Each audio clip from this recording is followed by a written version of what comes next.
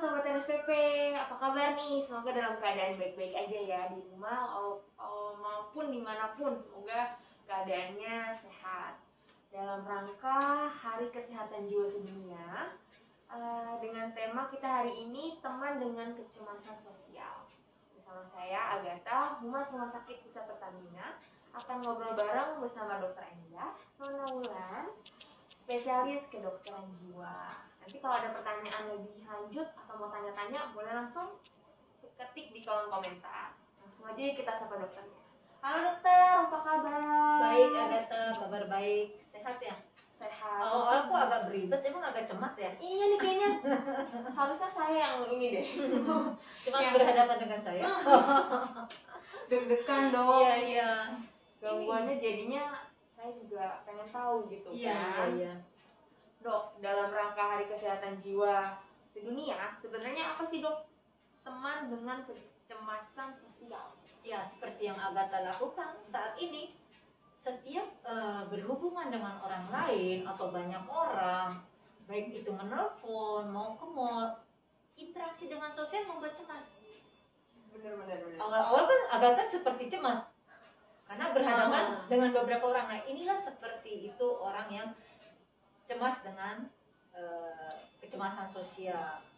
Jadi kecemasan itu timbul terjadi ketika saat orang itu ingin berinteraksi sosial, baik secara langsung, ya bertemu, bertatap muka, bahkan yang tidak langsung pun akan terjadi kecemasan sosial, seperti dia harus menelpon atasannya, temannya, itu akan mengalami kecemasan. Iya. Ini saya juga mengalami kecemasan berhadapan dengan dokter Endah. Jangan khawatir, ntar daftar. Nah, terus gejalanya tuh apa tuh dok kalau kecemasan sosial? Oke, gejalanya yang biasa terjadi memang itu mempengaruhi seluruh fisik ya. Dia akan berdebar, keringetan, menarik diri. Kalaupun dia harus misalkan kayak Agatha nih, punya kecemasan sosial, harus bekerja, berusaha melawannya, tapi dengan kelelahan yang luar biasa. Agatha akan berkeringat, gemeter, ngomong agak terbata-bata. Nah, ini gejala-gejala yang dia coba repress, tapi dia berusaha tampil. Nah, yang terburuk adalah dia menarik diri, tidak mau keluar sama sekali. Nah, menjadi gangguan fungsi untuk bersosialisasi. Dan akhirnya pekerjaannya juga akan terhambat. Betul. Terus kalau tipsnya untuk membantu seseorang yang sedang terjadi kayak gitu gimana tuh dok? Ya, tipsnya mungkin saya akan jelaskan dulu ya sebelum tipsnya. Ini kan berteman dengan kecemasan sosial itu secara awam mereka mengatakan seperti itu. Tapi di psikiatri ada spesifik namanya. Yang kita sebut adalah gangguan fobia sosial. Dia takut berhubungan dengan orang luar ketika dia menjadi pusat perhatian atau dia berinteraksi. Nah, ini dia ketakutan. Ketakutan yang sungguh luar biasa sehingga menghambat pekerjaannya. Walaupun tadi saya katakan kalau dia harus melawannya dengan kekuatan yang luar biasa, gemeter, keringetan. Nah, harus dibandingkan juga tadi fobia sosial, ketakutan menjadi pusat perhatian dari kebanyakan orang. Padahal orang nggak memperhatiin dia ngerasa diperhatikan. Tapi kita bisa diagnosis banding juga dengan beberapa gangguan lainnya. Agorafobia, juga takut keramaian. Tapi bukan karena dia akan diperhatikan, takut kalau dia cemas gak ada yang nolong. Ada juga ke arah gangguan kepribadian, avoidant, menghindar. Berusaha dia menghindari keramaian, menghindari percakapan, menghindari kontak mata, menghindari percakapan walaupun tidak secara langsung. Banyak macamnya ya? Banyak macamnya, makanya tipsnya bagaimana? Oke, kita lakukan tips secara general ya.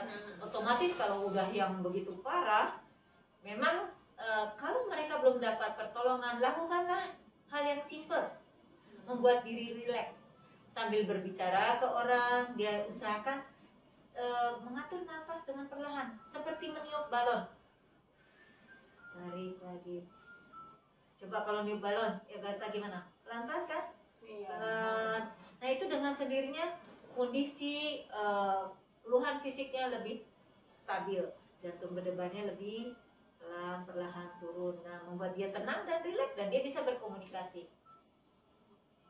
Ya, yang kedua, ya bisa juga harus berpikir yang positif. Positif itu bagaimana? Ini hanya di pikiran dia saja, ya kan? Dan dia juga kalau yang pikiran negatif, apa ya, menghujat dirinya, tanda kutip, membuat dirinya, oh ya saya ini orang yang nggak bisa bergaul, saya ini tidak berguna, tidak bermanfaat, saya tidak disenangin oleh teman-teman. Coba arahkan ke yang positif. It's okay, tidak semua orang juga dicintai. Emang Agatha dicintai semua orang? Enggak sih. Tidak kan ya? Tidak harus dicintai semua orang. Dan anggap saja kamu tidak harus dicintai dan kamu usahakan dengan orang ini belajar untuk bersosialisasi. Jadi bisa bersosialisasi lebih baik lagi. Begitu. Ketiga, mungkin jangan fokus kepada diri sendiri tadi. Saya ini kurang bagus, saya ini tidak dicintai. Coba fokus ke orang lain. Jadi ini pengalihan nih. Pengalihan ke orang lain sehingga fokusnya ke tidak diri sendiri. Ketika Agatha berbicara dengan orang, Agatha melihat secara banyak panca indera dilibatkan. Ya tadi yang awal selain niup gitu kita sebut grounding. Nah ini juga melibatkan panca indera. Misalkan Agatha berhadapan dengan lawan bicaranya, perhatikan warna hijabnya, terus suaranya seperti apa, gerak-geriknya nih kayak Dokter Enda agak hiperaktif ya, tangannya gerak-gerik, sehingga Agatha lupa dengan dirinya, akhirnya fokus ke orang lain bukan ke diri sendiri, sehingga kecemasan terhadap sosial itu berkurang secara bertahap, pelan-pelan. Terus bisa juga lakukanlah pelatihan dengan cara, kalau orang mau berteman, Agatha mau berteman, tapi gestur tubuhnya tidak mau berteman, orang mau nggak berteman sama Agatha? Enggak kan? Bagaimana gestur yang membuat Anda tidak ditemani oleh orang lain atau teman Anda? Kalau diajak ngomong nunduk, ya kan? Ini gesturnya tidak mau membuka diri. Begini, ya, ya begitu, begini menutup diri, ya. Nah ini usahakanlah gestur-gestur yang menutup pertemanan dihilangkan. Cobalah tegak, walaupun Anda takut menatap, coba jangan tatap matanya, mungkin pundaknya, atas kepalanya, atau yang sekitarnya. Walaupun Anda gemeter, cobalah bibirnya naik ke atas dua, agak sedikit senyum, ya kan? Badan tegak, bibir sedikit senyum, ya. Ini melatih diri Anda untuk gesturnya membuka diri sehingga orang lain mau berteman. Kalau gesturnya sudah menutup diri, mana mau orang berteman? Ya. Makin menarik diri, makin tidak ada teman sosial lagi. Nah, yang selanjutnya adalah usahakanlah untuk melatih pembukaan diri ke arah sosial. Misalnya di kantor, satu aja seminggu lah, gak usah, atau 2 orang lah seminggu. Say hi aja, hai atau senyum. Dan bukanlah pembicaraan dengan yang kehidupan sehari-hari. Gak membebani Anda kan? Agatha makan siang apa? Pasti orang akan menjawab. Masa tahu ah? Mungkin kan? Dan buat pertanyaan yang orang lain tuh akan menjawab. Agatha makan siang ya? Jawabannya cuma apa? Iya. Akhirnya percakapan untuk sosialisasinya terbatas, ada hambatan. Agatha makan siang apa? Nah, jawabnya apa? Tempe dong. Nah, tempe sama apa lagi? Sama telur. Bukan sama sendok sama piring. Jadi itulah buat percakapan yang simple tentang aktivitas sehari-hari, tidak membuat beban Anda berat dan tidak mungkin ditolak oleh lawan. Kalau Agatha udah punya pacar belum? Itu kan bukan pertanyaan sehari-hari, privacy. Ketika Anda bertanya dengan sesuatu yang bakal tidak dijawab, itu membuat drop lagi, menarik diri lagi. Jadi buatlah pertanyaan yang simple dan pertanyaan yang terbuka, bukan tertutup. Kalau tertutup ya dan tidak. Kalau terbuka akan dijawab dengan panjang kali lebar. Gitu. Nah, biasanya sih kalau memang kita tidak mengeneralisasi ya, semua harus melatih, berusaha. Tapi ketika memang sudah cukup berat, Anda sulit untuk keluar dari comfort zone-nya dan tidak bisa ditolong dengan usaha yang begitu kuat, ya mau nggak mau Anda harus mencari pertolongan menurut saya. Gitu. Kan kalau tadi ininya ya dok ya, kalau sekarang bagaimana kita pahami gejala yang dimiliki teman dengan kecemasan sosial? Gejalanya tuh gimana tuh dok? Ya, Kita tahu temennya tadi udah saya kasih ciri-cirinya. Teman yang punya kecemasan sosial udah pasti dia tidak bisa menatap mata kita. Lebih banyak menunduk, kalaupun ini jadi nggak percaya diri gitu ya? Ya, kesannya tidak percaya diri. Mungkin banyak gerakan di tangan atau di mana, dan suaranya mungkin intonasinya terlalu pelan, sering terbatuk-batuk. Bukan orang lagi batuk ya. Orang lagi batuk, oh kamu kecemasan, kamu beda. Kondisinya sehat tapi sering gitu. Jadi banyak gestur-gestur yang diperlihatkan repetitif, berulang-ulang. Sehingga kita udah tahu nih teman kita agak cemas nih kalau berhadapan atau berkomunikasi dengan lawannya. Terus untuk menjaga kesehatan jiwa itu gimana dok? Oke, menjaga kesehatan jiwa ya otomatis yang pertama kita jangan keluar dari pakem, pola hidup yang baik. Pola hidup yang baik ya, tidur cukup, makan bergizi ya. Nah biasanya kalau orang dengan kecemasan itu kurangi gula, karena gula membuat dia makin cemas. Oh gitu. Iya. Yang siapa yang suka manis?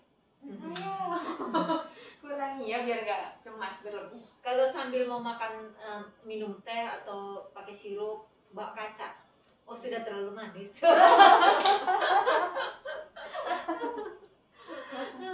Nah, otomatis memang menjaga pola hidup, sehingga kan kesehatan kita juga mempengaruhi hormonal otak kita, jadi lebih stabil. Yang kedua, jiwa tetap sehat. Memang kita harus semua itu di psikiatri itu berdasarkan mind over matter, dari pikiran Anda. Berlatihlah berpikir yang positif. Kalau kita mikir, aduh nanti orang begini, nanti saya dinilai gitu, stop. Ini hanya pikiran saya. Dan katakan pada diri Anda, semua baik-baik saja.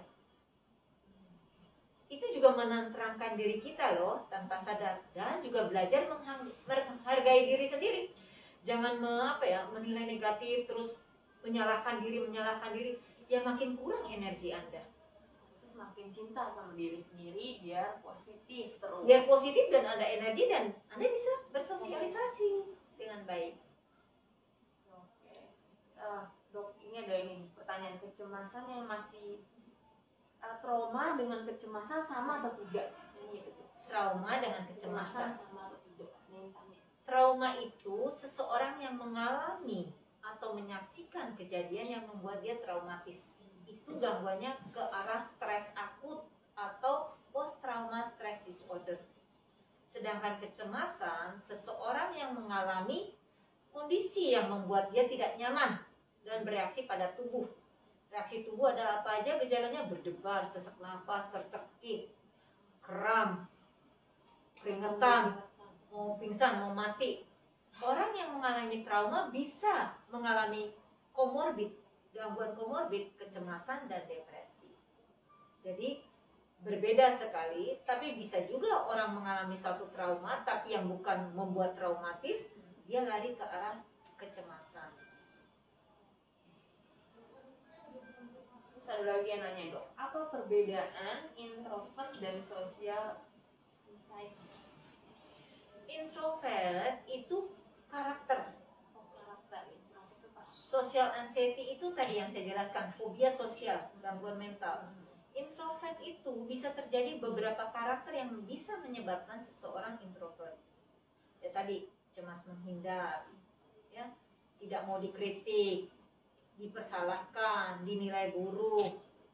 Itu otaknya terus berpikir, aduh jangan deh, saya dinilai gak pantas nih bergaul, saya dinilai apa nih, saya dinilai apa, sehingga membuat dia menarik diri. semua yang gangguan ke arah kepribadian atau karakter itu punya peran pola asuh di masa lampau. Jadi ada mishandling dari orang tua. Apakah orang tuanya terlalu diktator, dominan, sehingga marahin, jangan kamu gini, jangan memalukan, jangan ini, jangan ini. Akhirnya anaknya tidak berani bergaul, tidak mau keluar, akhirnya menarik. Selain juga ada faktor genetik ya. Oh, kalau itu ada faktor genetik juga. Genetik bisa berperan. Ketika gangguan kepribadian ada peran genetik. Kalau gangguan kecemasan berbahaya nggak dok? Itu juga yang tanya dok. Kecemasan berbahaya nggak dok? Gangguan kecemasan itu termasuk gangguan yang ringan di psikiatri. Oh, Jadi berbahaya atau tidak adalah ketika dia panik berlebihan, dia mengendarai mobil, tidak fokus, ada kecepatan tinggi ngerem mendadak, nah itu yang membahayakan. Yang membuat bahaya adalah dia tidak fokus apa yang dia lakukan dan dia tidak bisa mengontrol apa yang dia lakukan. Itu yang membuat dia bahaya. Kalau ini dok nih, kalau insecure sama nggak sama dengan kecemasan sosial? Insecure lebih ke arah confident-nya ya. Confident. Kecemasan sosial juga mempengaruhi confident, tapi insecure lebih hanya spesifik ke confident. Kalau kecemasan sosial kan cukup luas. Dia tidak percaya diri karena takut dinilai buruk, tidak pantas, dipermalukan, Takut penolakan gitu. penolakan. Lingkungan itu membuat tidak nyaman. Jadi dia dalam keadaan insecure. Insecure part of tadi kecemasan sosial, sedangkan insecure sendiri hanya tunggal. Kalau ada terapinya nggak dok? Terapi obat kalau misalnya kita terjadi kayak gitu? Ya. Kalau kecemasan otomatis kita berikan obat gangguan cemas. Oh ada. Ada obat-obat untuk kelompok gangguan cemas, obat golongan benzo. Cuman kita tidak berikan berkepanjangan. Biasanya kita iringi dengan obat-obat antidepresan sehingga tidak ketergantungan tinggi. Secara perlahan nanti golongan ini kita lepas dan diambil alih oleh golongan antidepresan.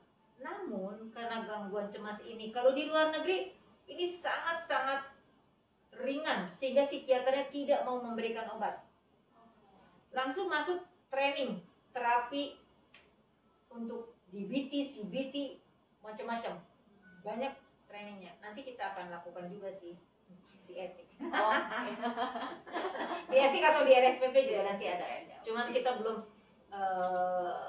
training untuk pengajar-pengajar lainnya. Jadi kalau di luar negeri tidak melulu obat kayak gini, langsung terapi psikoterapi, tidak terapi obat. Kecuali keparahannya tinggi tadi, dia tidak mau keluar dari kamarnya karena cemas berlebihan, sangat tinggi kecemasannya. Nah biasanya kita berikan obat. Nih dok, saya sering kayak gini. Kalau cemas jadi asam lambung, kenapa tuh dok? Iya kan tadi saya bilang mempengaruhi 13 area kan, berdebar, sesak nafas, tercekik kayak ada aliran listrik, gangguan perut, kram perut, mau pingsan, mau mati. Setiap kecemasan tinggi biasanya asam lambungnya pun meningkat. Itu memang sistem persyarafan yang mempengaruhi kerja asam lambung meningkat. Oke. Ini ada beberapa pertanyaan nih dok di Instagram. Coba saya bacakan ya dok. Dari Keisha 9193. Kalau misal kita mengalami kecemasan untuk bersosialisasi dengan orang lain, itu karena ada pengalaman gak enak itu gimana dok? Jadi kayak males interaksi sama orang tersebut. Betul. Bisa faktor kecemasan ini ada trauma masa lalu, seperti pengalaman gak enak. Misalkan katakanlah Agatha berteman sama kelompok ini. Wah Agatha gimana sih lu, lama banget, lelet apa gitu, terus direndahkan. Terus langsung dia berpikir kalau saya berteman dengan kelompok yang besar, saya akan direndahkan karena saya tidak mampu, tidak apa. Nah biasanya itu membuat orang trauma dan tidak mau bersosialisasi dalam kelompok yang besar. Nah Keisha harus perhatikan bahwa tidak selalu, jangan generalisasi, tidak selalu semua kelompok akan merendahkan Keisha, mengejek Keisha, menolak dan ya membicarakan yang tidak baik. Jadi tidak selalu, tadi sudah saya katakan, tidak bisa dia mencintai saya. Tidak semua orang juga membenci Kesia gitu. Jadi buatlah ini suatu pengalaman, dan Kesia nanti kalau diperlakukan seperti itu, apa yang saya lakukan ya, bisa diskusi ke ahlinya, bagaimana adaptasi saya. Kalau belum bisa juga move on. Tapi usahakan cobalah satu pertemanan lagi, yang satu berbeda, yang satu berbeda. Akhirnya Kesia memahami tidak semua akan menyudutkan Kesia. Nah, semua orang juga kayak gitu kan Kesia. Ada yang mungkin karakternya ada yang kayak gitu, cuman kan nggak semuanya kayak gitu. Ada yang welcome juga. Iya, ada yang welcome juga. Berikutnya ada dari Angela 841. Bahaya mana anxiety disorder dengan depresi, Dok? Cara mengobatinya gimana, Dok? Tadi saya katakan kalau di luar negeri anxiety itu termasuk yang ringan. Biasanya hanya treatment psikoterapi. Kalau yang depresi, karena ada jenisnya ringan, sedang, berat, memang depresi lebih bahaya, terutama yang berat. Karena akan mencelakai dirinya atau orang lain. Ketika depresi berat, bisa timbul kondisi yang tidak baik, yaitu adanya halusinasi atau waham. Sehingga orang itu tidak bisa mengontrol dan tidak bisa berpikir jernih. Jadi depresi lebih bahaya. Dan biasanya kalau depresi sudah berat, kita harus berikan terapi obat-obat antidepresan. Ketika ada penyertanya waham atau halusinasi, biasanya antidepresan kita beri tambahan antipsikotik, sehingga depresinya lebih cepat pulih dan waham halusinasinya hilang dengan segera. Ada juga dari Nur 0626. Apa benar awal mula bipolar dari BPD? Apa itu BPD? BPD adalah borderline personality disorder. BPD bisa menjadi trigger bipolar, tapi bipolar belum tentu bisa membuat trigger BPD. BPD biasanya dijumpai pada masa kanak awal, sudah ada cirinya. Seorang yang mempunyai BPD sudah kita lihat ciri-cirinya dari masa kanak awal sampai remaja akhir. Sedangkan bipolar bisa timbul di pas dewasa atau remaja dan kapanpun. BPD itu di psikiatri itu gangguan di aksis 2, gangguan kepribadian. Karena gangguan kepribadian bisa mengakibatkan gangguan suasana perasaan. Begitu. Oke, ini ada lagi dari Nisa. Dok, apa yang perlu kita lakukan jika orang terdekat mengalami gangguan kecemasan, terutama dalam tahap membutuhkan profesional? Bagaimana membujuknya? Oke.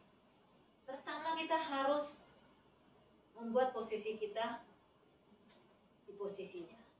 Jadi kita memahami, berempati, dengarkan dengan baik keluhan-keluhannya. Terus ya katakan, ketika kamu mengalami kecemasan yang cukup tinggi, bagaimana rasanya? Tidak nyaman. Oke. Terus apa yang kamu bisa lakukan? Tidak bisa. Kerja bisa nggak? Enggak. Misalkan yang sekolah, nggak bisa juga, mengganggu sekolah, mengganggu pekerjaan. Terus mau bergerak, mau aktivitas nggak? Enggak. Jadi banyak nggak kekurangannya ketika cemas? Iya. Mau nggak kamu seperti dulu lagi, bisa belajar, bisa kerja dengan baik, bisa berteman ke sana sini, lebih enak mana? Oh gitu, kita cari pertolongan ya. Jadi usahakan kita menjadi pendengar dulu yang baik, sehingga kita berikan pandangan ketika Anda mengalami gangguan, banyak kerugiannya jika Anda compare dengan sebelum mengalami gangguan. Oke. Yang terakhir, Dok. Ada mau nanya tipsnya gimana, Dok? Tipsnya tadi ya, Dok ya. Tipsnya udah Ya, berapa tadi kali itu ya. Kalau misalnya terjadi gangguan, napasnya diatur gitu ya, Dok ya. Terus Ya, positif thinking. pertama kali gangguan, relakskan diri dengan menibal, atau boleh dengan lain pun boleh. Apa yang Anda rasakan itu membuat rileks, boleh. Relaxkan diri dengan cara mengatur napas, bukan meniup balon. Atur nafas. Mengatur napas seperti dengan Meniup cara meniup balon. Kemudian grounding. Grounding itu melibatkan semua panca indera. 5, sebut panca indera visual. 5, sebutkan 5 benda di sekitar Anda pelan-pelan. Set. Itu kan pengalihan. Sudah sebut 5, sentuh 4 benda. Berarti taktil. Itu visual. Kemudian 3, dari auditorik. Usahakan dengar apa yang Anda dengar. 2, penciuman. 1, rasa. Jadi melibatkan sebanyak-banyaknya panca indera sehingga kecemasannya cepat turun. Tadinya mau udahan dok, ternyata masih ada yang nanya nih. Atas nama Bunga Andalas. Dok, aku udah 2 tahun insomnia kronis, bagaimana pengobatannya? Oke. Insomnia itu beda ya dengan cemas. Bisa karena gangguan tidur, bisa karena banyak faktor. Jadi tidak melulu hanya gangguan tidur. Bisa karena faktor cemas, jadi nggak bisa tidur. Faktor depresi, nggak bisa tidur. Gangguan mood, nggak bisa tidur. Gangguan jiwa yang berat juga tidak bisa tidur. Jadi harus berusaha ke ahlinya. Harus tetap ke ahlinya ya. Sehingga kita tahu lebih tepat mana diagnosisnya. Tidak bisa ya memberikan obat, oh tidak bisa tidur, kasih obat tidur, belum tentu Anda bisa tidur. Jadi jangan anggap insomnia adalah gangguan tidur, bisa karena faktor gangguan mental yang lain. Oke dokter, nggak terasa nih udah 20 menit dari penghujung acara. Terima kasih banyak atas ilmu dan informasinya dokter, sangat bermanfaat bagi kita semua. Jadi kalau misalnya ada, oh ya dokter, prakteknya tuh setiap hari apa kalau di RSPP? Oke, Senin, Senin, Selasa, Selasa, Rabu, Rabu, kecuali Kamis. kecuali Kamis. Jadi Sabtu on call. oke, Senin sampai Jumat ada kecuali hari Kamis. Jamnya dok? Jamnya jam 9 sampai jam setengah 1 jam 2. Oke, jam 9 sampai jam 2. Kalau praktek sore ada dok? Dulu sih ada. Oke, nanti kalau misalnya udah dicatat ya teman-teman, kalau misalnya ketinggalan boleh ke website kita di www.rspp.co.id. Atau mungkin kalau misalnya ada pertanyaan lebih lanjut boleh ke nomor telepon Poli Jiwa di 021 721 9326. Oke deh, sampai jumpa di lain waktu ya teman-teman. Itu juga ke Etik Channel. Ada juga di Etik Official. Selamat Hari Kesehatan Jiwa Sedunia ya teman-teman. Iya. Sampai jumpa. Ya, kita sama-sama yuk Iya. mengucapkan selamat Hari Kesehatan Jiwa Dunia. Semoga sehat selalu. Salam sehat. Jiwa.